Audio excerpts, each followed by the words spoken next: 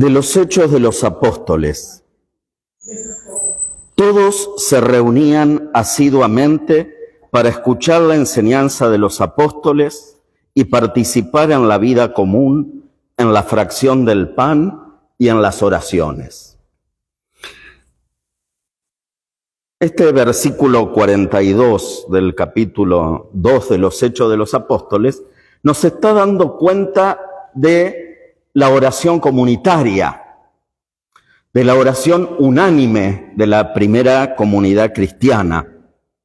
Se reunían asiduamente para participar de la vida común, en la fracción del pan y en las oraciones. Y así como este texto, aparecen otros también ahí en los Hechos de los Apóstoles, donde se nos habla de la oración pública, de la oración comunitaria del pueblo de Dios.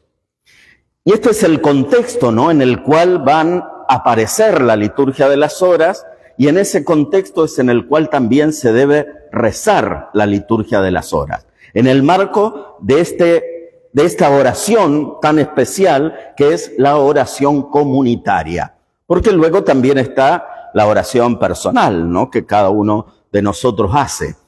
Pero la liturgia de las horas es específicamente una oración comunitaria. Por eso se habla de la oración oficial de la Iglesia. ¿Qué significa esto, no? Que es la oración unánime de la comunidad cristiana, así como aparece en los Hechos de los Apóstoles. También en los Hechos de los Apóstoles van a aparecer distintas horas dedicadas a la oración comunitaria. Y hay un montón de citas, ¿no? Así que si recorren los Hechos de los Apóstoles se van a encontrar como hay distintos momentos donde la comunidad cristiana se reúne a rezar comunitariamente. Aparecen, por ejemplo, los discípulos congregados a media mañana, el príncipe de los apóstoles que subió a eso del mediodía a la terraza para orar, Pedro y Juan que subían al templo para la oración de la tarde. Cerca del mediodía, Pablo y Silas oraban y cantaban alabanzas a Dios, Hechos 19. Bueno, así, ¿no?, aparecen ahí muchas citas que atestiguan la oración pública y comunitaria del pueblo de Dios, la oración unánime de la comunidad cristiana. Bueno, nuestra oración eclesial, nuestra oración cristiana, tiene este carácter comunitario, que al hablar de la liturgia de las horas lo tenemos que subrayar. En la liturgia de las horas se resalta especialmente este carácter comunitario, que se funda en la palabra de Dios, principalmente en el mandato de la caridad fraterna, ¿no? Porque nos amamos, es que rezamos juntos. Y precisamente nos amamos porque rezamos juntos para amarnos más. Como que está íntimamente ligada, ¿no?, la oración comunitaria con la caridad fraterna. Por eso, bueno, cuando hay conflictos, ¿no?, entre nosotros o en nuestra comunidad, no habría nada mejor que hacer que ponernos a rezar juntos. O también podría ser esa la razón, ¿no?, por la cual no hay entendimiento en la comunidad, o estamos divididos, o hay algún conflicto, ¿no?, porque estamos quizás siendo demasiado individualistas. Pero también estamos siendo individualistas en la oración. Por eso, este carácter comunitario de la oración creo que hay que cultivarlo más. Porque incluso la oración comunitaria por excelencia es la misa, ¿no? Y sin embargo, uno puede estar en la misa rezando de un modo muy individualista, ¿no?, haciendo la mía, ¿no?, haciendo mi oración, y no en comunión. Claro, tiene dificultades la oración comunitaria, ya vamos a ver. pero son más los beneficios que tiene la oración comunitaria que las dificultades con las cuales nos podemos encontrar. Pero bueno, luego vamos a compartir qué dificultades nos encontramos cuando rezamos comunitariamente. Decía que este carácter comunitario de la oración se basa en la palabra de Dios, en la caridad fraterna, y sobre todo señalamos una cita bíblica que es Mateo 18:20, donde Jesús dijo, y seguro que se la acuerdan, donde 2 o 3 se reúnan en mi nombre, yo estaré allí presente en medio de ellos. Por lo tanto, Jesús asegura una presencia especial suya cuando la comunidad se reúne a rezar. Cuando la comunidad se reúne, le hace presente a Él, como aquí también nosotros, ¿no? Estamos reunidos en su nombre, donde 2 o 3 estén reunidos en su nombre, yo estaré allí en medio de ellos. La comunidad es también sacramento, ¿no? Signo de esa presencia de Dios entre nosotros, la presencia de Dios en medio de su pueblo, como ha querido Dios estar, ¿no? Con el pueblo de Israel y con el nuevo Israel, que es la iglesia. Por lo tanto, bueno, fundados en esa certeza, en esa verdad de fe que Jesús mismo nos comunicó, es que la oración comunitaria tiene un poder, podemos decir, más que la oración personal. Por eso hay que valorarla, ¿no? Y ver cómo la gracia de Dios se vuelca sobre nosotros, sobre la comunidad, de un modo mucho más grande. Entonces siempre hay que trabajar, como digo, y profundizar en ese carácter comunitario de la oración, al punto de que cuando yo también rece solo, y como Jesús nos enseñó, entro a mi habitación, cierro la puerta y oro a mi Padre que está en lo secreto, también tengo que tener este vínculo de comunión con los hermanos que están orando también en su casa o en otras comunidades. Como que tenemos que tener un corazón católico, que significa universal, ¿no? O sea, no individual, sino un corazón que está abarcando a todos. Nuestra oración siempre debe tener un carácter comunitario.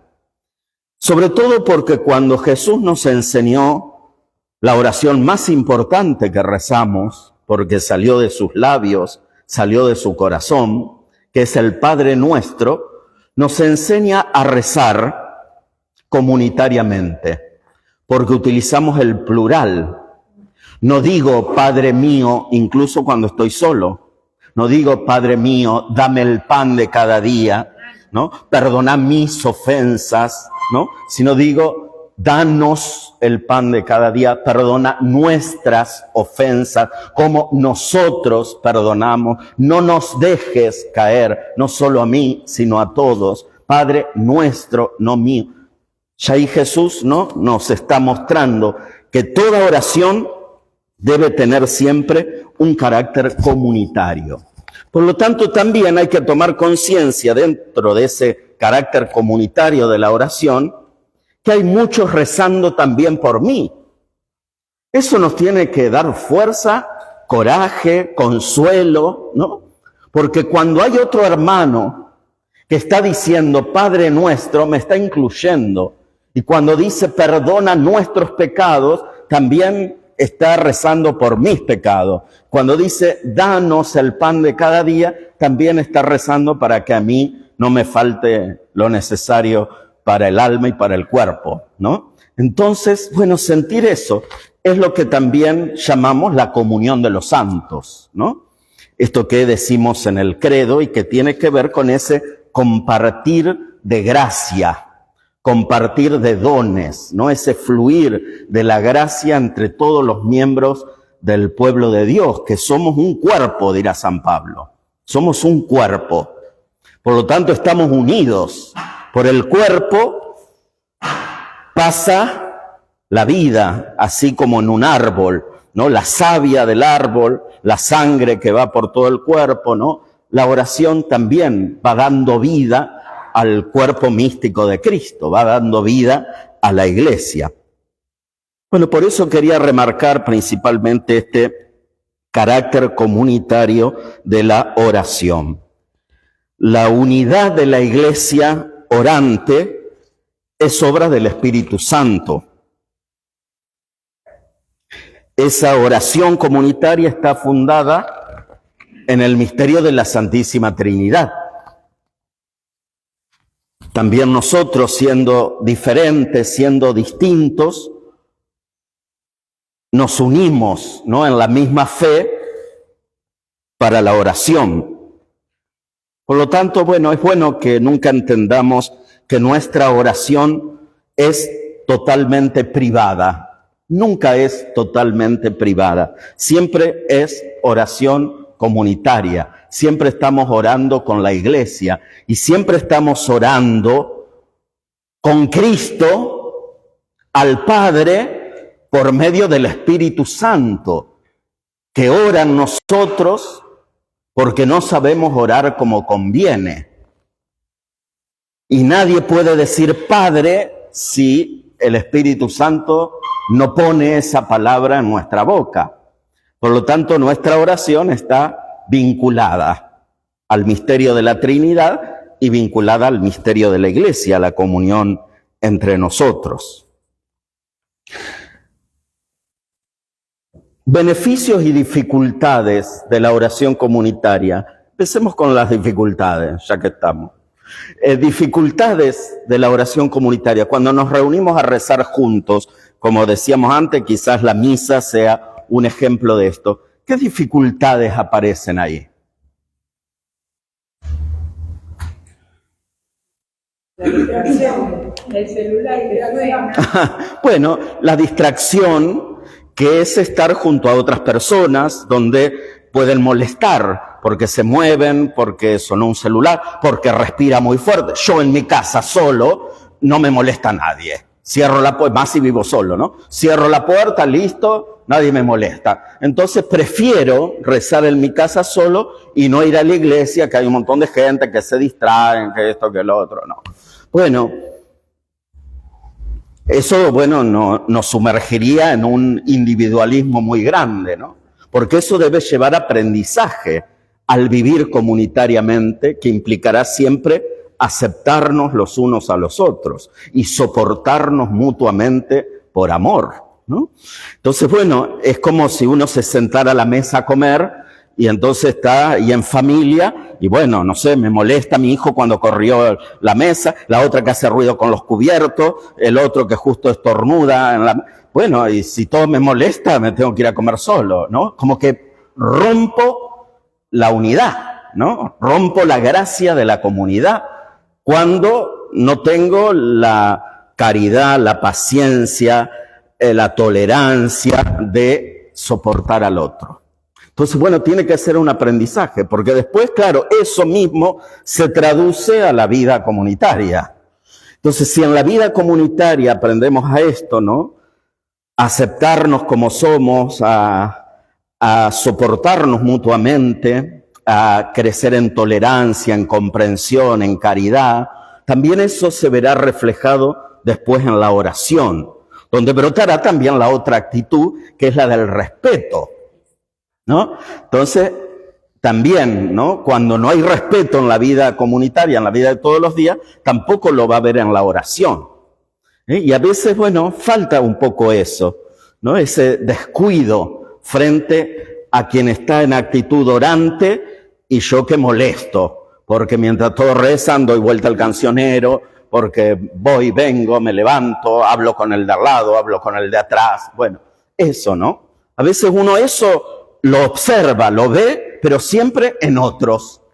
Y no, nada, en el otro lo soportamos. Como que tenemos que aprender eso, ¿no? Porque nosotros vamos directamente al otro, lo corregimos. No, al otro primero lo soportamos. Y me corrijo a mí mismo, porque muchas veces puedo tener actitudes similares. Entonces, me corrijo a mí. En las misas, a veces las personas que más distracciones generan suelen ser quienes están cumpliendo ministerios. Y ya ahí sonamos, ¿no?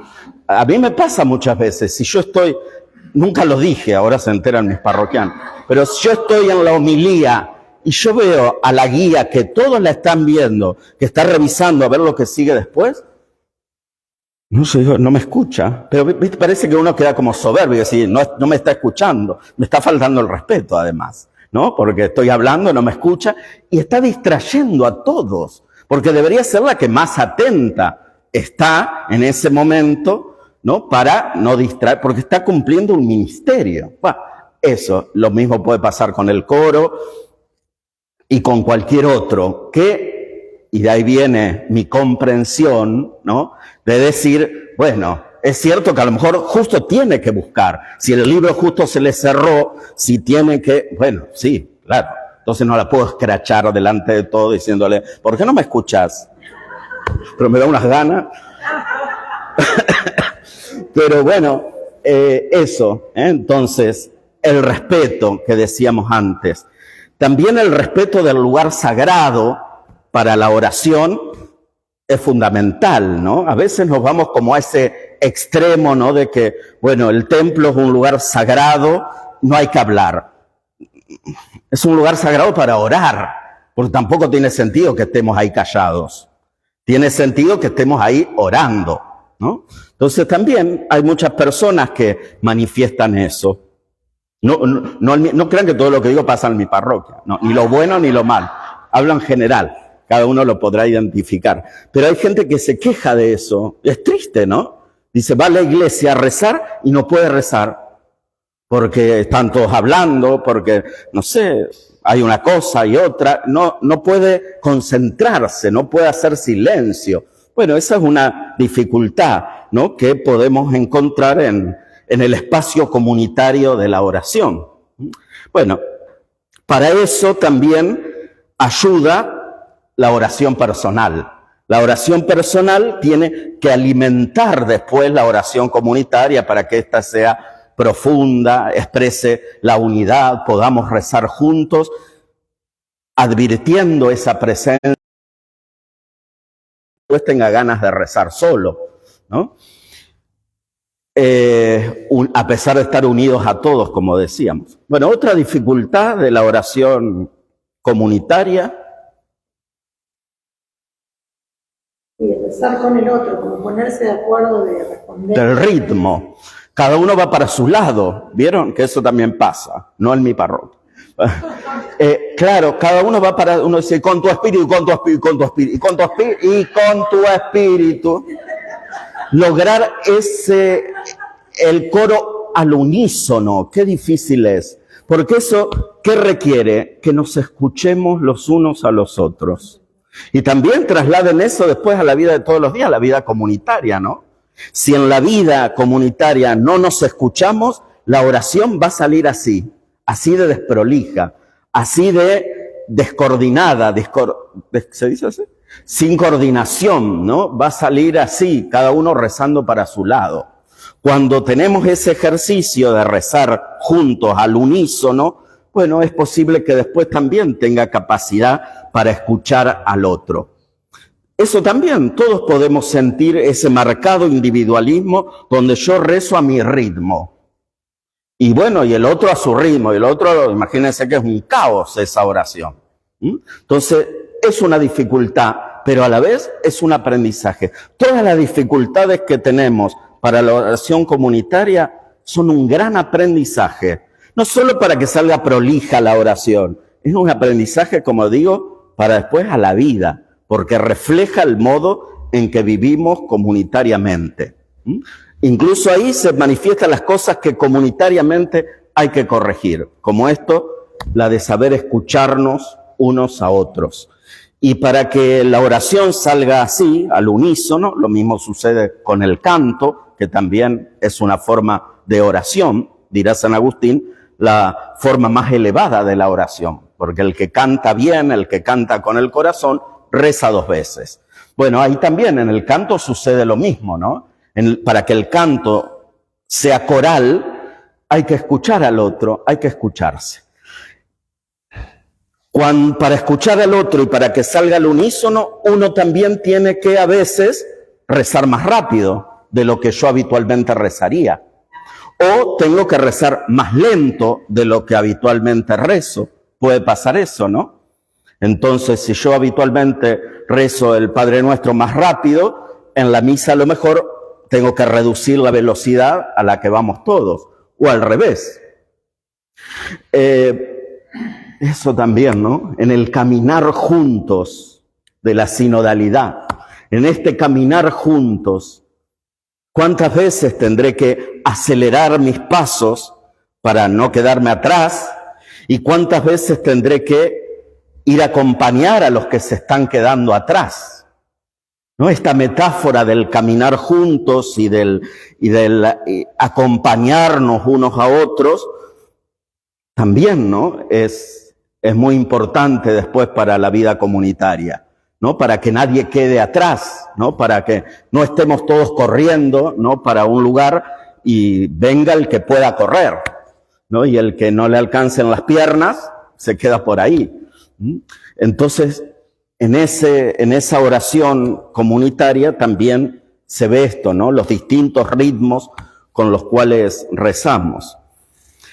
En realidad, debería sonar la oración comunitaria como una sola voz. Eso sería lo maravilloso, ¿no? Que Dios escuche una sola voz, la de su Hijo.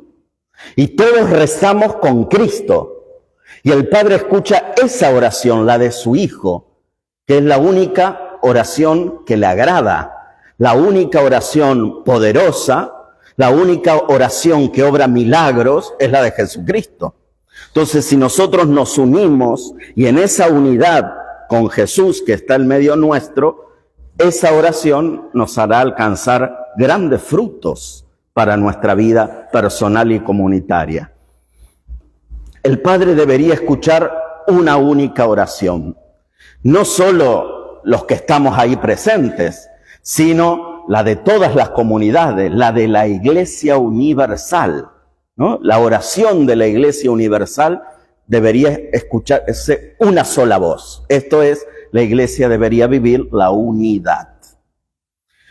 La oración comunitaria fomenta la unidad de la Iglesia, pero a la vez debería expresar la unidad de la Iglesia en la comunión con el Papa, con los obispos, con los sacerdotes, con las distintas comunidades esparcidas por el mundo entero, ¿no? Bueno, esas dimensiones trascendentales tiene la oración comunitaria, y dentro de ese carácter comunitario de la oración entrará la liturgia de las horas. La liturgia de las horas son un conjunto de oraciones que se rezan en determinadas horas del día, que están en unos libros, son 6 tomos, los libros actuales. Ustedes, quizás las personas más grandes, escucharon cuando eran jóvenes hablar del breviario, que se le llamaba así a este libro, ¿no? El breviario, que rezaban los curas básicamente, ¿no? Rezaban el breviario, o por lo menos lo llevaban debajo del brazo. El breviario. Hoy también la liturgia de las horas la tenemos en aplicaciones en el celular. Entonces, si ustedes ven a su párroco que está mucho con el celular, dice, está rezando la liturgia de las horas. No piensen mal. Menos si está delante del sagrario, con más razón. Ay, sí, no piensen mal. Bueno, porque es mucho más práctico, les comentaba hoy, y quienes puedan, especialmente para la próxima clase, tener la aplicación, que es gratuita, y hay muchas aplicaciones. Liturgia de las horas se busca en, ¿cómo se llama esto donde se buscan las aplicaciones? Play Store. Bueno, ahí buscan Liturgia de las Horas, van a aparecer varias, pero busquen la de la CEA, la Conferencia Episcopal Argentina. Y ahí entonces vamos a poder ver la estructura y las distintas horas y cómo se reza. Pero es mucho más fácil que en el libro, como les comentaba hoy a quienes estaban cuando llegué, que es más complicado aquí buscar en el libro, que tengo que saber en qué semana estamos, si es el año par, si es el año impar, si hoy no se celebra algún santo, qué, como que habría que estar casi con el calendario litúrgico, ¿no? Para buscarla y ordenarla. Pero en cambio, en la aplicación te aparece el día de hoy. Aparece 27 de agosto, plin, toda. Y ya está todo ordenado y es muy sencillo y fácil, ¿no? Bueno, cada una de esas horas que decíamos están en determinadas horas, por la mañana, al mediodía, a la tarde, a la tardecita, a la noche, cada una de esas horas es una oración bastante breve, no son muy largas, ¿no? 10, 15 minutos pueden durar dice que rápido reza el Padre, no, más o menos durará eso, claro, depende del ritmo que reza cada uno. Me podría detener mucho más, ¿no? En cada una de las oraciones, bueno, pero si la rezo a un ritmo normal, no me va a llevar más de 10, 15 minutos, ¿no? Cada una de las horas. Las horas intermedias que le llamamos son más breves todavía, ¿no? Entonces, no es gran tiempo. O sea, no se asusten de los libros de los 6 tomos, porque, bueno, es porque está ahí todo el año litúrgico y todo el santoral y todo eso, ¿no? Bueno, ¿qué decimos de la liturgia de las horas? Algo importante es la consagración del tiempo. ¿Se acuerdan cuando el sábado de gloria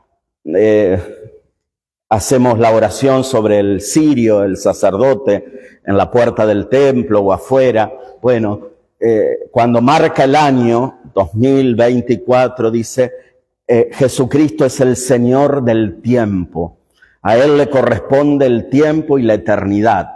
Entonces, bueno, a ese Señor del tiempo le consagramos nuestro tiempo. Entonces, la liturgia de las horas, estas oraciones que se hacen en determinados horarios, tienen como carácter principal ¿no? El de servir para santificar el curso del día.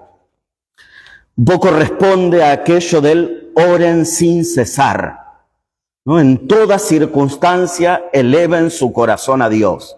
Entonces, en toda circunstancia, ahora que sale el sol, ahora que llegamos al mediodía, ahora que estamos comenzando la tarde, ahora que el sol baja con el cansancio del día y ahora que me voy a descansar, ¿no? Santificamos el día entero, el día y la noche y todo el esfuerzo humano. Por eso está la oración de la mañana para comenzar el día que ofrezco a Dios, para alabarlo por la luz del sol, su palabra que ilumina nuestra vida, y a la tarde con mi cansancio a cuestas, ¿no? Con todo lo que viví, o al mediodía con el peso del sol, ¿no? En mis espaldas. Bueno, eso, todo el esfuerzo humano que se da a lo largo del día es consagrado a Dios a través de la oración. La liturgia de las horas consagra el tiempo. A la vez, esta oración de alabanza, de acción de gracias, que recuerda el misterio de la salvación, que suplica, que es un gustar anticipadamente la gloria del cielo, es una prolongación del misterio de la Eucaristía, que precisamente es todo esto, ¿no? El misterio de la Eucaristía es un misterio de alabanza, de acción de gracias, de recuerdo de los misterios de la salvación, de súplicas, de gusto anticipado de la gloria. Entonces la liturgia de las horas lo que va a hacer es, va a prolongar esa alabanza, esa acción de gracia, ese recuerdo del misterio de la salvación, porque antes decíamos que la oración principal de la iglesia es la misa, la oración principal es la Eucaristía, que condensa todo esto que decimos. La liturgia de la palabra también lo expresa, por eso hay una relación entre liturgia de la palabra y Eucaristía, porque extiende esa alabanza, esa acción de gracia, esas súplicas, ese recuerdo del misterio de la salvación, y a la vez también sirve para prepararse a vivir la misa, porque me pone en sintonía, ¿no? Me ayuda a disponerme con la devoción, con el espíritu de sacrificio, con la fe, con la esperanza, con la caridad. Entonces la liturgia de las horas siempre va a tender hacia la Eucaristía y va a prolongar la Eucaristía. Me va a ayudar a vivir mejor la misa y a prolongar ese misterio que estuve celebrando. Esto en lo que respecta al bien o al provecho espiritual que trae el rezo de la liturgia de las horas, ¿no? El provecho espiritual que saco es el de prepararme mejor para celebrar la misa o el de prolongarla después. En la liturgia de las horas, decíamos, rezamos comunitariamente, tiene que este carácter comunitario que es un rezar juntos con Cristo, ¿no? Para que sea su voz dirigida al Padre. Por lo tanto, también en la liturgia de las horas se manifiesta la función sacerdotal de Cristo, o sea, su función de mediador para la salvación del mundo, para dar gloria al Padre, para redimir a los hombres. Así como sucede en los sacramentos también, o principalmente, la Eucaristía, los demás sacramentos, y otros modos, ¿no?, en los cuales también Jesús glorifica al Padre y obra la redención de los hombres. También en la liturgia de las horas está Cristo mediando y nosotros con Él, ejerciendo esa función sacerdotal. La liturgia de las horas ayuda también a la santificación, porque nos pone en diálogo con Dios, ¿no? Nos hacemos santos si estamos en comunión con Dios. Y entonces Él va transformando nuestra vida, nos va santificando. Nadie puede ser santo si no reza. Por más esfuerzos que haga, nunca va a poder superar sus errores, ¿no? O superar sus pecados, o poder crecer a la altura de Cristo si no hay vida interior, si no hay vida de oración, si no hay vida espiritual. Bueno, la liturgia de las horas nos pone en ese diálogo con Dios. Dios nos habla también en su palabra, donde la palabra de Dios en la liturgia de las horas tiene mucha importancia. Todas las horas tiene un texto de la palabra de Dios. Así sea muy breve, ¿no? Pero es esa semillita que vamos sembrando, ¿no?, a lo largo del día. Bueno, ese contacto con la palabra de Dios me va santificando porque Dios me habla, me invita a convertirme, me muestra el camino para que lo siga, alimenta nuestra fe, nos hace elevar el corazón, recibir la gracia con más abundancia. Nos unimos también a la Iglesia del cielo por medio de la alabanza.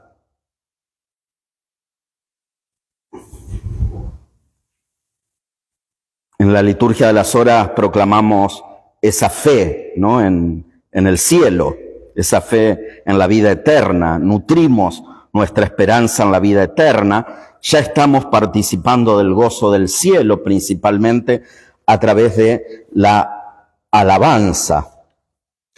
Allí también en la oración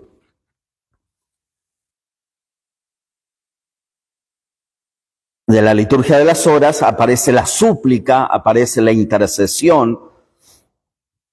Además de la alabanza, la Iglesia expresa aspiraciones, deseos de todos los fieles, intercede por la salvación del mundo. Desde esta intercesión, desde esta súplica, donde se juntan las aspiraciones, los deseos de todos los fieles y se intercede por la salvación del mundo, es que, por ejemplo, los sacerdotes tengamos la obligación de rezarla, no así los fieles. A ustedes se les sugiere, y estoy diciendo lo importante que sería que todos podamos rezar la liturgia de las horas y el gran provecho espiritual que podemos sacar de esta oración. Pero los obispos y los presbíteros, que especialmente debemos rezar por el pueblo de Dios que se nos encomienda, e interceder por la salvación del mundo, tenemos la obligación, ¿no?, que asumimos ya desde la ordenación diaconal a rezar la liturgia de las horas. También la rezan todos los otros ministros sagrados, los religiosos, las religiosas. Principalmente o especialmente atañe, ¿no?, este rezar por la salvación del mundo a quienes estamos consagrados. Es a la vez la liturgia de las horas la cumbre y la fuente de la acción pastoral. Con este rezo de la liturgia de las horas se contribuye al crecimiento del pueblo de Dios. Recordemos, ¿no?, esto que Jesús dice: sin mí nada pueden hacer. Por lo tanto, toda la acción pastoral misionera de la Iglesia tiene que partir de la oración y necesita de una oración constante, sin desfallecer, ¿no? Fíjense, ¿no?, la actitud de la Iglesia no es: ay, hay una misión, todos a rezar, vamos a rezar porque hay una misión y rezamos, lo cual no está mal, ¿no? Pero acá es rezar siempre, porque la misión es siempre. O sea, hay que estar siempre en actitud de oración, porque la misión no se hace una vez al año, la misión es constante, es siempre. La misión que Jesús nos encargó no se detiene, por lo tanto tampoco se debe detener la oración. Y la liturgia de las horas apunta a eso, ¿no? A que sea fecundo el trabajo apostólico, la acción pastoral, sostenida por una oración constante, que especialmente realizamos los ministros de la Iglesia. Con lo cual, si no la hacemos, caemos en pecado. Porque, ¿qué sentido, no?, tendría nuestra acción pastoral si no está sostenida por una oración constante, por un orar sin cesar, en una oración que sea y que exprese la comunión con toda la Iglesia unida a Cristo? Por lo tanto, bueno, el crecimiento y la eficacia de nuestras obras también tienen que ser gracias a la oración. Más allá de la liturgia de las horas, pensémoslo, ¿no? Cuánto a veces, cuánto falta a la... No sé si cuando tenemos alguna dificultad, algún problema, nos planteamos que tenemos que rezar más para que las obras que nos proponemos sean de Dios primero y no algo que se nos ocurrió a nosotros, porque eso no va a tener éxito, eso va al fracaso, ¿no? Menos si van en contra de su voluntad. Bueno, peor. Eso va a tener éxito, pero para el mal. Un éxito bárbaro va a tener eso, ¿eh? Pues claro, porque así se maneja el enemigo, ¿no? Hace que el mal tenga un éxito bárbaro, lo vemos en el mundo en general, ¿no? Y también en la Iglesia, tristemente. Pero por eso digo, la comunión con Dios, nuestra oración será la que dará eficacia a las obras que realizamos. Por eso, bueno, cuando algo no salga, cuando algo no va, cuando algo no le encontramos la vuelta ni la salida, hay que orar por eso, ¿no? Hay que llevarlo a la oración. Bueno, para que la oración sea real, verdadera, tiene que concordar la mente con la voz. Eso es muy importante, ¿no? Tiene que estar unido nuestro corazón a lo que expresa nuestra voz. Sobre todo porque la oración de la liturgia de las horas es una oración que leemos. Para que eso sea oración, tengo que hacer mías esas palabras. Si no, soy un loro que repite cosas, ¿no? Tiene que ser algo muy similar a lo que sucede cuando hacemos una oración espontánea, ¿no? La oración espontánea soy yo y mis palabras con las cuales le pido a Dios algo, le doy gracias por algo. Bueno, debemos lograr eso. De hecho, pensemos que así es la misa también.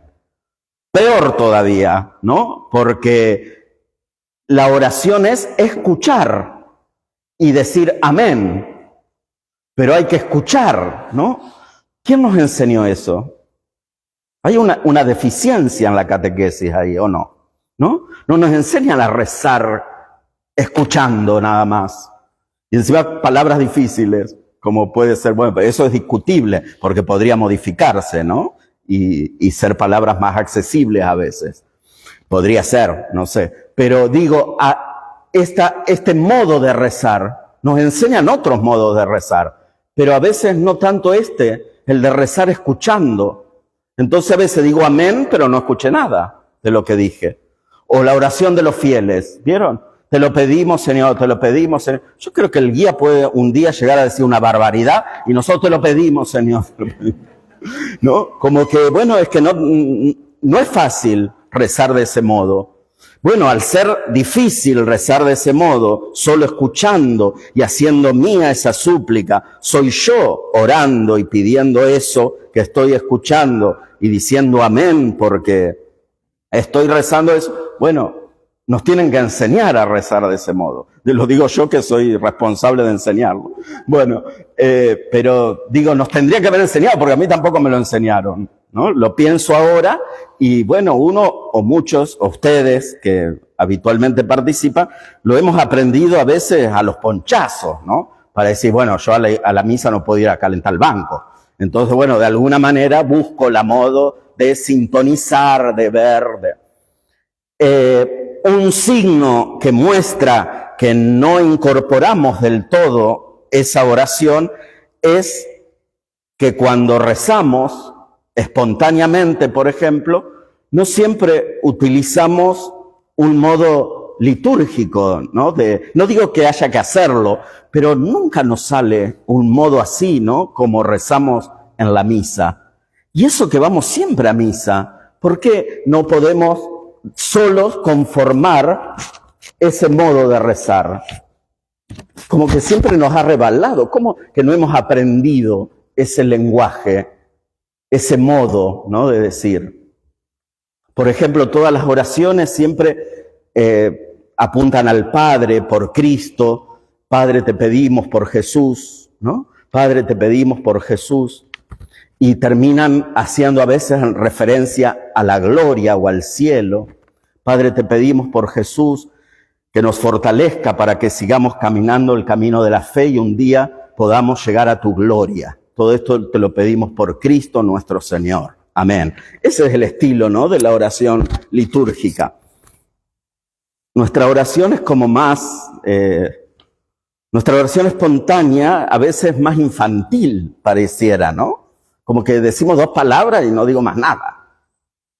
No sé, como que nuestra vida espiritual no se alimenta o no se deja alimentar por la oración litúrgica, pareciera, ¿no? Bueno, o en algunos casos, para no generalizar. Bueno, la oración de la liturgia de las horas es una oración litúrgica que va a tener estas características que también, bueno, alguien puede no sintonizar con ese modo de rezar, donde, como digo, hay que leer y donde no tiene que ser solo una lectura, sino que tengo que entrar en comunicación con Dios. Igual que las oraciones que sabemos de memoria, el Padre Nuestro, el Ave María, la Salve, ¿no? Cualquiera de esas, también, ¿no? Uno puede decirlas, repetirlas y no rezar. O sea, no dirigirlas a Dios, sino decirlas. Yo puedo decir, Padre Nuestro que estás en el cielo, santificado sea tu nombre. Listo, ¿no? Así a veces pasa con los chicos, ¿no? Cuando están aprendiendo a rezar, también eso se dice siempre. Primero hay que a los niños enseñarles a rezar y luego enseñarles las oraciones. Nosotros les enseñamos las oraciones a veces sin enseñarles a rezar. Entonces, bueno, le enseñamos oraciones y las oraciones las va a repetir así. Entonces, es posible que un chico cuando se va a confesar, dice, bueno, reza el pésame. Dice, pésame Dios mío, me arrepiento de todo corazón. ¿Cómo era? ¿Cómo seguía? Dice, este chico no está rezando. O sea, pésame Dios mío, me arrepiento de todo corazón, de haberte ofendido. ¿Cómo seguía? No reza. Prefiero no escuchar. Claro. Bueno, quizás falta un camino antes. Bueno, aquí ya estaríamos yéndonos a otro campo, que es el campo de la catequesis o enseñar a orar. A grandes y a chicos, ¿no? No solamente a los chicos, pero es importante, ¿no? Que un niño aprenda a rezar. Por eso también a veces el iniciarlos en la liturgia o en la participación de la misa va a ser muy importante. No simplemente hacer que vayan a misa, sino también prepararlos desde antes para llegar ahí y que no resulte extraño lo que estamos haciendo. Por eso a veces a lo mejor cuando empiezan no van directamente a la misa, pero deberían tener en los encuentros sus momentos de oración que tenga algo de la liturgia, como por ejemplo puede ser la oración de los fieles, que puede ser espontánea y así alguien diga, pido por mi abuelo, listo, y todos decimos, te lo pedimos, Señor, por la paz del mundo, por mi perrito que lo operaron, te lo pedimos, Señor. Bueno, y ahí ya estamos como incorporando de alguna manera, ¿no?, algo de la liturgia en la oración. Bueno, vayamos no me quiero extender, vayamos a los elementos de la liturgia de las horas. Y ahora les hago hablar un poquito a ustedes. Distintos elementos de la liturgia de las horas. Hoy vamos a ver uno de ellos y la próxima seguiremos viendo los otros elementos. Las oraciones principales en la liturgia de las horas, laudes, vísperas, completas, las otras también, tienen como oración más importante los salmos, ¿no? Entonces,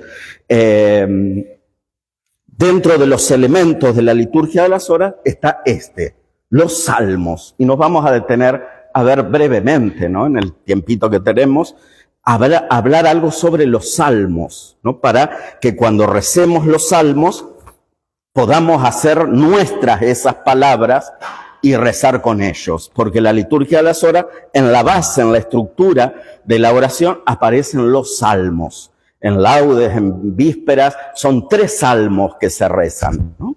Bueno, salmos, ¿qué salmos recuerdan? ¿Algún salmo que recuerden? El Señor es mi pastor, nada me puede faltar. Aunque cruce por oscuras quebradas, no temeré ningún mal. Tu vara y tu bastón me infunden confianza. Lutero decía que había que saberse los salmos de memoria, que había que interiorizar esa oración. Bueno. ¿Otro salmo? Bendeciré al Señor en todo tiempo. Ahí tenemos salmos que los han musicalizado. Todos los salmos están musicalizados en general, pero tenemos algunos muy populares que también hasta los podemos saber de memoria si nos acordamos del canto. Bendeciré al Señor en todo tiempo. Obras del Señor, bendecida al Señor. Obras del Señor, bendigan al Señor. Bueno, ya ahora se acuerdan de los cantos más que de los salmos, pero es un salmo, exacto, ¿no? Señor, tú me conoces. Señor, tú me sondeas y me conoces. Aunque tratemos de recordar frases, aunque sea suelta, como las que yo estoy recordando ahora. Aunque vaya hasta lo más alto del cielo, allí estás tú, y si me sumerjo en el abismo, también te encuentro. ¿Otro? Este es el día que hizo el Señor, alegrémonos y regocijémonos en él. ¿Otro? Piedad, Señor, pecamos contra ti. El Salmo, ¿qué número es? 50, 51, por ahí vienen que los números, sí, ven hasta los números de algunos salmos, saben. ¿Otro? ¿Cuál? Bueno, en muchos salmos aparecen esas expresiones, ¿no? El Señor es mi alcázar, mi fortaleza, ¿no? Está como este canto que dice, ¿cuál? Bueno, no me acuerdo. ¿Otro? Mi baluarte, mi liberador. Mi baluarte, mi liberador. ¿Otro salmo? Ese iba a decir, ese canto. Sí. Sí. Mi angustia, invoqué al Señor. ¿Otro? Peregrino y extranjero soy sobre la tierra. Ese será un canto. No me acuerdo del salmo. ¿Otro?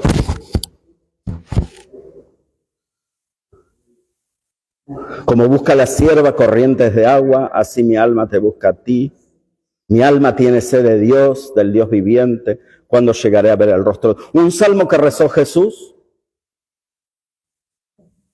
El Salmo 22, que rezó en la cruz. ¿Por qué me has Dios mío, ¿por qué me has abandonado? Ese es un salmo. Yo pongo mi esperanza en ti, Señor, y confío en tu palabra. Bueno, ven, ya sabemos un montón de salmos. Muchos de esos aparecen aquí en la liturgia de las horas. Perfecto. Bueno, ¿qué decimos de los salmos? Bueno, primero los salmos es un libro de la Biblia, ¿no? Y un libro muy particular. Es un libro, ¿no? Donde la palabra de Dios toma forma como palabra de los hombres. Pensemos que mientras los otros libros de la Biblia tienen otras funciones, como puede ser la de una reflexión, la de una catequesis, la de una narración o la de un canto de amor, aquí el libro de los Salmos aparece como un formulario de oración, un libro de oración, donde el creyente hace propia esa oración, son mis palabras, y con ellas me dirijo a Dios. O sea, ¿son palabra de Dios los salmos o no? Sí, son palabra de Dios porque es un libro de la Biblia. Son palabra de Dios, pero también son palabras del hombre a Dios, si es un libro de oración, ¿no? Y uno dice, ¿no parece absurdo que nos dirijamos a Dios con palabras que son suyas, que no son mías? Y alguien una vez puso un ejemplo que me parece que está bueno, que dice, ¿pero acaso un bebé no aprende a hablar con las palabras de su mamá y de su papá? Efectivamente, ¿no? Aprende a hablar con las palabras, no con palabras suyas, sino con la palabra de su mamá y su papá, que él hace suyas y ahí se expresará. Esto mismo hacemos con los salmos. A través de los salmos aprendemos el lenguaje de Dios, a decir nuestras cosas con sus palabras. Los salmos abrazan todo lo humano. Van a ver cómo en los salmos hay emociones, sentimientos humanos, vivencias. Dios le ha puesto palabra a nuestros dolores, a nuestras tristezas, a nuestros temores, a nuestras dudas, a nuestras esperanzas, a nuestras alegrías, a nuestros deseos de alabanza y de venganza, entre otras, ¿no? Todas esas emociones o sentimientos humanos que habitualmente agitan, ¿no?, nuestro ánimo humano.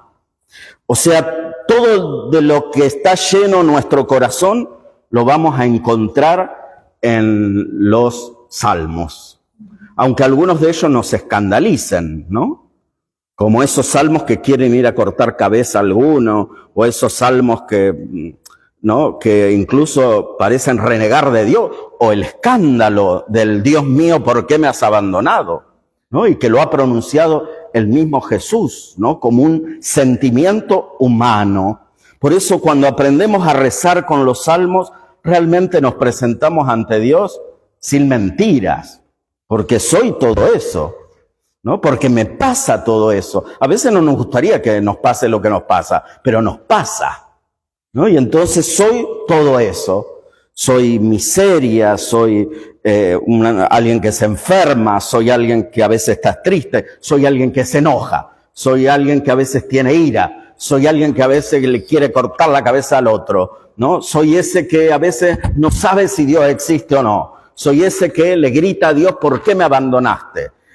Soy ese, ¿no? Y los salmos, cuando hacemos propias esas palabras, nos ayudan entonces a presentarnos delante de Dios con sinceridad de corazón, así tal cual somos. Y desde ahí Él transforma nuestra realidad. Por eso Él mismo le puso palabras a nuestros dolores, a nuestros temores, a nuestras tristezas, a nuestras dudas, a nuestras alegrías. Bueno, los salmos van a ver que son como un festival de imágenes, ¿no? Están llenos de símbolos. Entonces hay toda una simbología del salterio, así llamamos al libro de los Salmos, el salterio, una simbología del salterio muy abundante. las van a reconocer ahora cuando les diga algunas, ¿no? Por ejemplo, hay muchos símbolos que expresan la trascendencia de Dios y van a ser, por ejemplo, el cielo, ¿no? El cielo. Hablar del cielo, que Dios desde lo alto mira, son todos símbolos, ¿no? El cielo desde lo alto, que nos habla de las alas de Dios. Me cobijo bajo tus alas, dice un salmo, ¿no? Dios no tiene alas, ni habita en una nube, ¿no? Ni mira desde lo alto. En todo caso, mira desde adentro, ¿no? Dios nos habita por delante, por detrás, dice un salmo, ¿no? Bueno, y que sabe nuestras cosas antes que las pensemos, que las digamos. Pero ¿cómo expreso todo eso? ¿No? Entonces, bueno, usa imágenes el salmista del cielo, de lo alto, de las alas. También todo eso lo trascendente, ¿no? A este Dios que está por encima de todo. Pero también expresa a un Dios cercano. Y para eso hace referencia como al organismo, entre comillas, al organismo de Dios. Por eso va a hablar el Salmo de la cara de Dios, de la nariz, de los brazos, de los pies, de los dedos, de las orejas de Dios. Dios no tiene nada de todo eso, ¿no? Pero es el modo, ¿no? En el cual, a través de ese simbolismo, se expresa la cercanía de Dios. También hay un simbolismo que expresa como la psicología o los afectos de Dios. Entonces aparecerá Dios alegre o con ira o con venganza o con arrepentimiento o con amor o con tristeza. También en los salmos Dios asume los arquetipos paternos y maternos. No solamente Dios aparece como madre, sino también aparece con rasgos maternales, no solo con rasgos masculinos, sino también con rasgos femeninos. Como un niño tranquilo en brazos de su madre, así mi alma reposa en ti, Señor. El salmista le está diciendo, sos una mamá para mí. Entonces Dios se está manifestando, ¿no? Con esa maternidad. También aparece la simbología agrícola para decir que Dios es un jardinero, o también un dibujante, un sastre.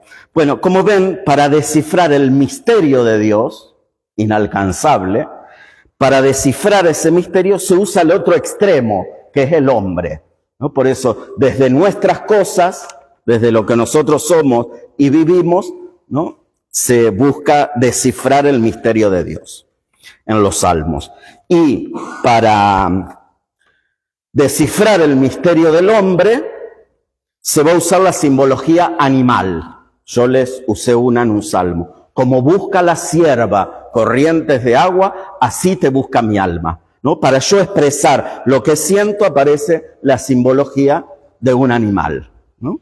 Como en este caso la cierva que brama, o aparece la golondrina, o aparece el rebaño. El Señor es mi pastor. Pero yo no soy una oveja, ¿no? Es un símbolo, ¿no? Un símbolo muy rico, como son todos los símbolos, y que también tienen sus límites, ¿no?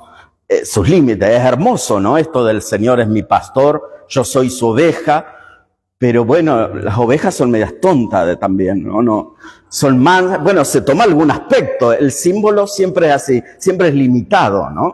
Tiene sus cosas que tomamos, que son las que tomamos, y otras que a lo mejor no. De hecho, bueno, también muchos pueden criticar eso, ¿no? Porque a veces en la iglesia ha aparecido eso también.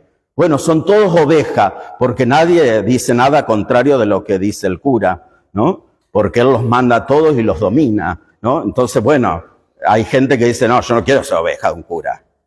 Y está muy bien, no tiene que ser, ¿no? Pero bueno, a veces aparece, ¿no? Entonces hay rasgos como equivocados. Tomando el simbolismo, tomo un aspecto para mi provecho, en este caso, para dominar o para ejercer, ¿no? Un abuso de poder sobre otro. Bueno, son los límites que tienen los símbolos. Pero también tienen una gran riqueza, todos esos símbolos. El águila aparece también. También aparecen los vegetales, como por ejemplo dice, el justo es como un árbol verde, un árbol siempre verde, ¿no? Así es la persona justa. O el olivo y la vid como emblemas de la vida familiar, como ramas de la vid en torno a la mesa, así serán tus hijos. Entonces, bueno, todo ese emblema de la familia ideal está expresado en este olivo y en la vid. También aparece el simbolismo bélico. Aunque un ejército acampe contra mí, mi corazón no tiembla, porque tú estás conmigo. El Señor es un guerrero victorioso, ¿no? Que va a la guerra, que va al ataque contra mis enemigos. Pondré a tus enemigos al estrado de tus pies, ¿no? Bueno, está toda esa simbología bélica. Bueno, un festival de símbolos que son muy ricos, ¿no? Cuando sabemos leerlos así. Bueno, los salmos y la alabanza. Ya vamos terminando. Salmos y la alabanza. Salmo viene de una palabra griega que significa canto acompañado de un instrumento de cuerdas. Eso significa la palabra salmo en griego. Un canto, pero acompañado por un instrumento de cuerdas. Entonces, bueno, es un libro de oraciones, pero también efectivamente podemos decir que el Salterio es un libro de cantos. En hebreo, salmo significa libro de alabanzas. Los salmos son alabanzas. Está bueno retener esta definición, que es muy rica también. Los salmos son alabanzas. Pero no solo una alabanza que celebra o agradece, sino también una alabanza que suplica, una alabanza que lamenta, una alabanza que llora, una alabanza que se enoja, una alabanza que pide perdón, pero es siempre alabanza. Porque, ¿qué está reconociendo el salmista? Que yo estoy enojado, o que yo estoy necesitado, o que yo me lamento por lo que me ha pasado, o que yo le pido perdón, pero el que me escucha es Dios, que siempre es digno de alabanza. Porque Él siempre sigue siendo santo, grande, salvador, generoso. Por eso en todos los salmos podemos ver una alegría en camino, ¿no? Una alegría futura. Incluso este Salmo 22, donde Jesús al rezar en la cruz, los evangelios solo ponen, ¿no? Casi esa antífona, podríamos decir, o ese versículo, Dios mío, ¿por qué me has abandonado? Pero los expertos en Sagrada Escritura dicen que lo más probable es que Jesús haya recitado todo ese salmo, no solamente esa palabrita, ¿no? Que el geógrafo ha querido poner, sino todo ese salmo. Como que se da por supuesto que si te pone esa frasecita es porque está todo ese salmo. Porque ese salmo que comienza así como un drama, ¿no? Que experimenta el abandono de parte de Dios, termina, si ustedes leen el Salmo 22, termina en un acto de confianza en ese Dios. Porque yo, Señor, siento esto de vos y te lo digo en la cara, siento que me abandonaste, siento que ahora no me escuchaste, siento que lo que me pasó es una desgracia y no estuviste. Pero sos mi papá, pero te quiero, ¿no? Pero me abandono en tus manos. Es lo del domingo pasado. Señor, ¿a quién vamos a ir? Tú tienes palabras de vida eterna. Nadie nos puede amar como vos nos amás. ¿A quién vamos a ir? ¿No? ¿A quién vamos a ir? Sí, no te entendemos nada. Y por eso muchos discípulos se te alejaron. Nosotros tampoco. No nos entra por ninguna parte. Ni por la cabeza, ni el corazón. Pero ¿a quién vamos a ir? ¿Quién es digno de nuestro crédito y de nuestra confianza, sino alguien que nos ha amado como vos nos amaste? Bueno, todos los salmos tienen esa misma dinámica, ¿no? Nos sumergen a veces en lo más profundo de la experiencia humana, que puede ser el dolor, el enojo, todo esto, la tristeza, ¿no? Y después te rescata, ¿no? de ese pozo y te saca. Y otros salmos te llevan a la alabanza más gozosa, ¿no? Todas las obras del Señor alaben al Señor. No alcanza que yo lo alabe por todo lo que ha hecho por mí, por su grandeza. Entonces que le alabe el fuego, ¿no? Que le alaben las montañas, que le alaben los animales domésticos, que le alaben los peces del mar, las aves del cielo, ¿no? Que le alabe toda la creación, que le alabe. Bueno, como ven, todos los salmos tienen un lenguaje a menudo excesivo, fuerte, dramático, que nos ayuda a mirar con mayor radicalidad y seriedad nuestra existencia. Nos ayuda a eso, ¿no? Por eso el rezo de los salmos nos sacude para sanarnos, ¿no? Nos sacude para despertar nuestra esperanza, nos sacude para librarnos del prejuicio de pensar que Dios puede no comprenderme, ¿no? O de que puede no aceptarme así como yo soy, ¿no? Me hace decir cosas tremendas, ¿no? Que yo puedo en algunos momentos de mi vida experimentar para sentir que Dios y su amor son incondicional. Por eso rezar los salmos es ponerme delante de Dios sabiendo que a Él nada lo escandaliza, menos de mí, que soy su hijo, ¿no? O su hija. Nada de mí lo escandaliza. Por eso rezar los salmos es ir sanando nuestros miedos. Es ponernos en verdad ante Dios, ¿no? Y entrar en diálogo con Él a través de la experiencia histórica que me toca vivir. Es animarse a vivir la vida en profundidad. Es sumergirse en una corriente de fe, en una corriente de oración de una comunidad creyente. Por eso los salmos nos enseñan a expresarnos delante de Dios y a la vez permitirle a Dios que nos enseñe a pensar como Él, a sentir como Él, a tener un corazón semejante a Él. Los salmos son una escuela de oración y también son una escuela de conversión.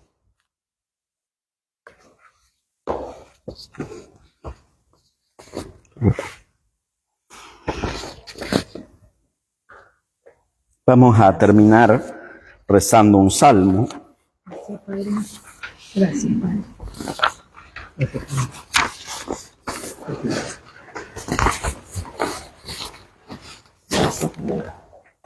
Si no alcanza para todos, podemos leer de a dos.